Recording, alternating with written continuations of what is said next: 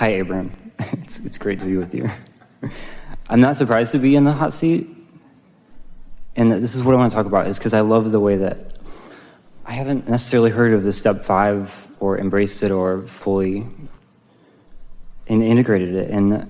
But it's what I'm living in. It's what I'm experiencing lately. And I want to just I want to hear more about this living in alignment, because I feel this connection with my source. The emphasis that step 5 points at is not being mad about being back in step 1. Mm-hmm. That's what step 5 is. Okay. Gracefully accepting that step 1 is a necessary step. Not being mad at myself for having step 1 moments. Mm-hmm. And not being stuck in them either. Mm-hmm. And I feel like that's what enlightenment is. I guess I'm here to ask and clarify. That's what enlightenment is. It's to be in the world and not of it, because you don't suffer anymore because you see that the step 1 happens, or you see that this contrast is here.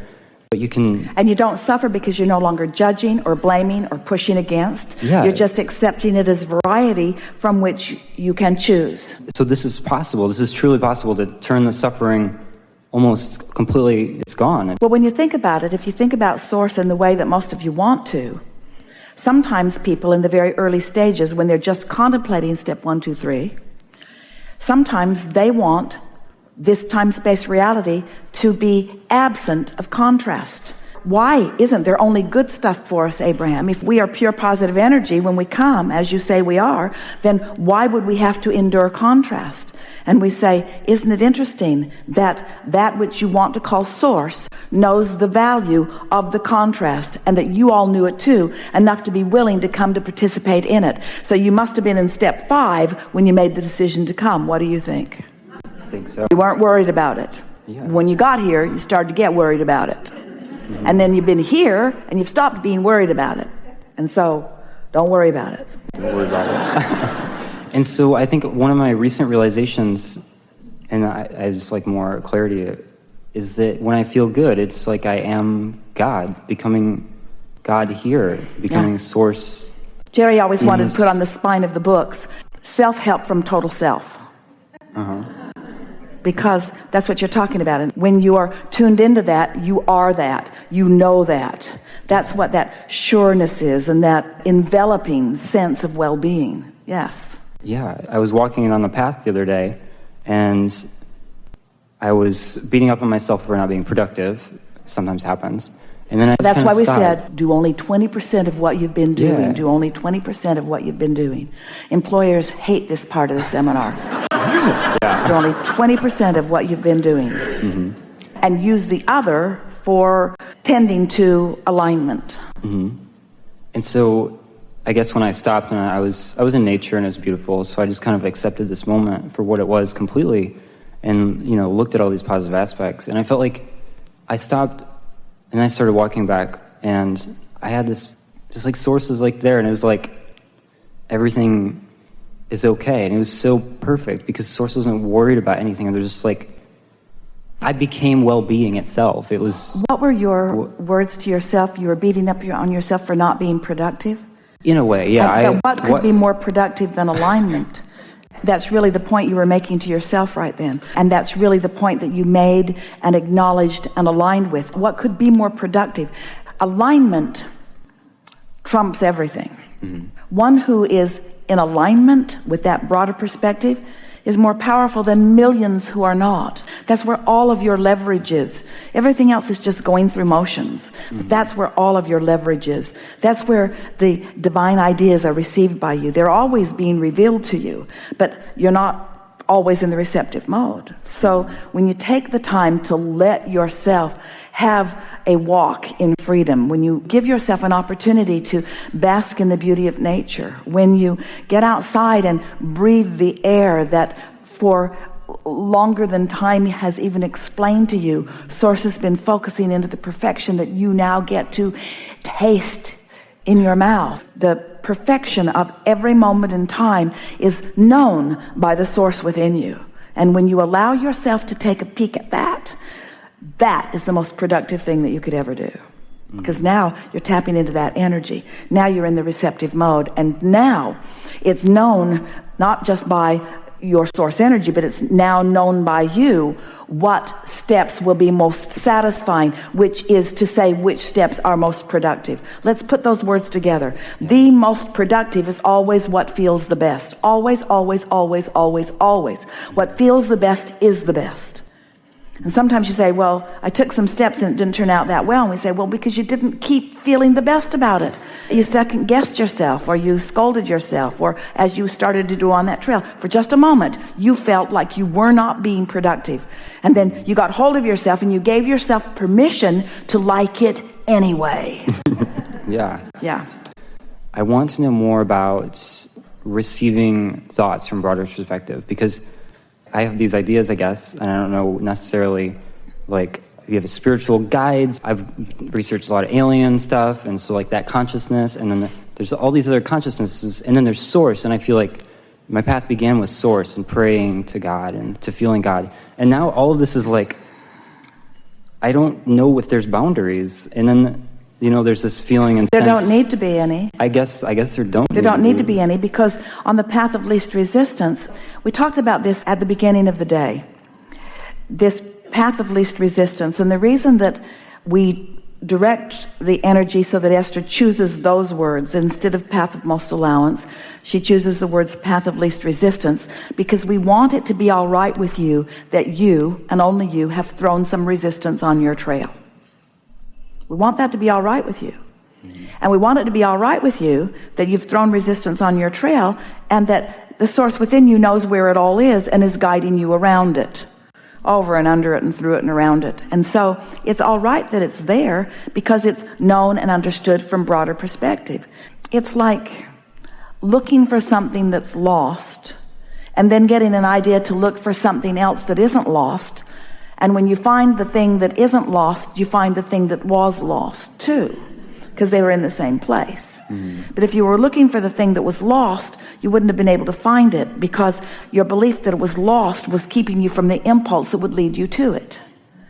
But now you get an idea from source, because source knows where what you think is lost is. It's not lost to source, but source knows that you think it's lost. So if source tells you where it is, you're going to block it because you think it's lost. So source gives you the impulse to look for something that you're not worried about. And when you look for something that you're not worried about, you find it, and there's what you want that you thought was lost right next to it.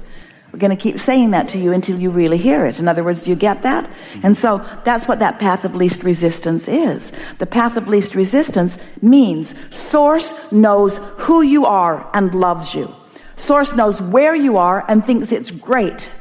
Source knows where you are in relationship to where you want to be and knows exactly how to lead you there.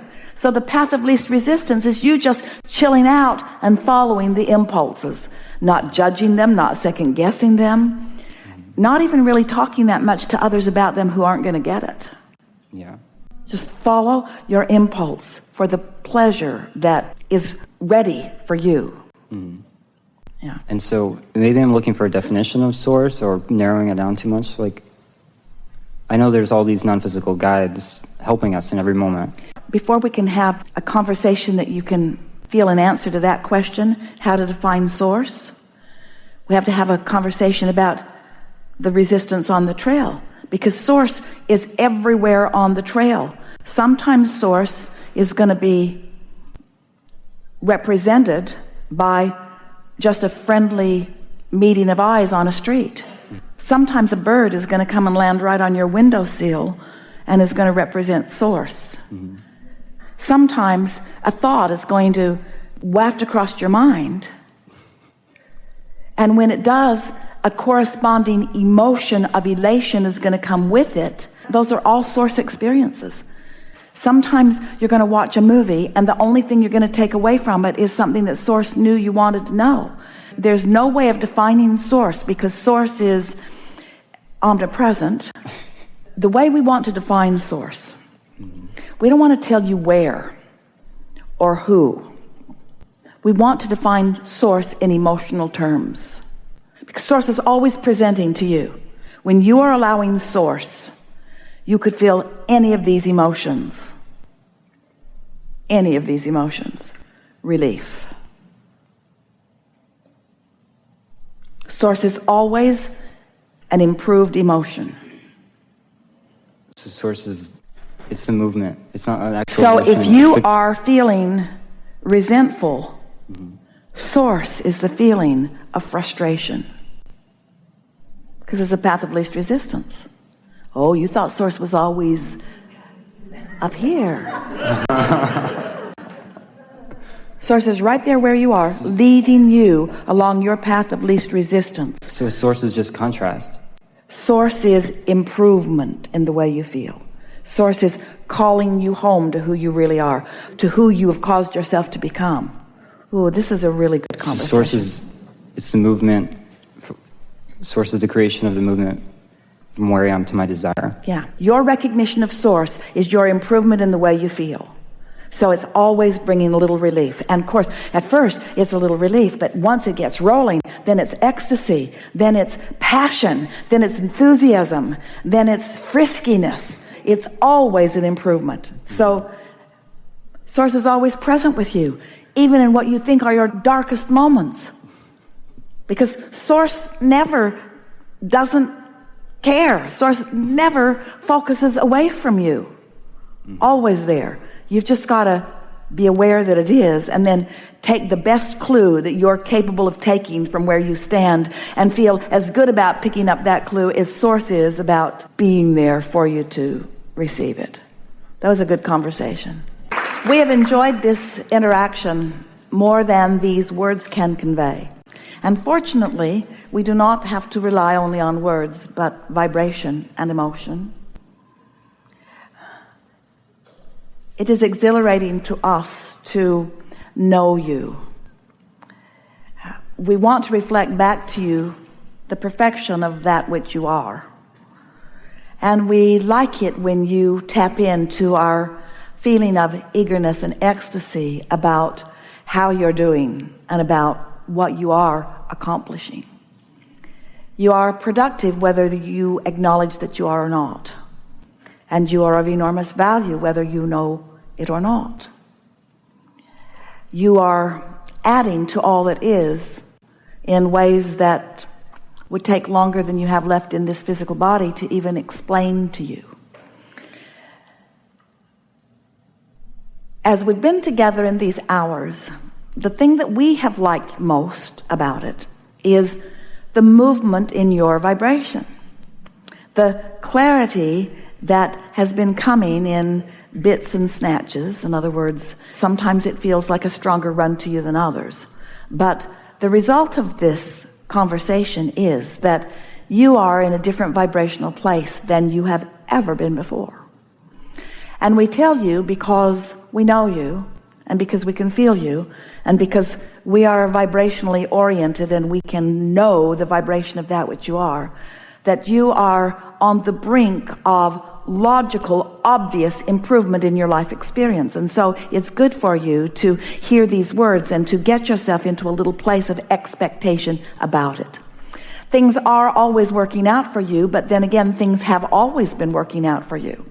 And sometimes when we tell you that things have always been working out for you, it makes you not believe that things now are always working out for you, because it hasn't always felt like things have always been working out for you, even though things have always been working out for you. But you have never been in such a receptive mode of allowing the things that are working out for you to be realized and recognized by you in the moment. And that's when life really begins to become fun.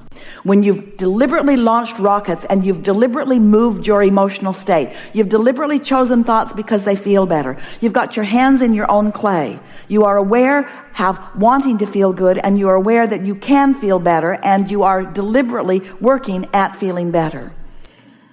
We are very pleased about this interaction. Together we have taken thought beyond what it has been before.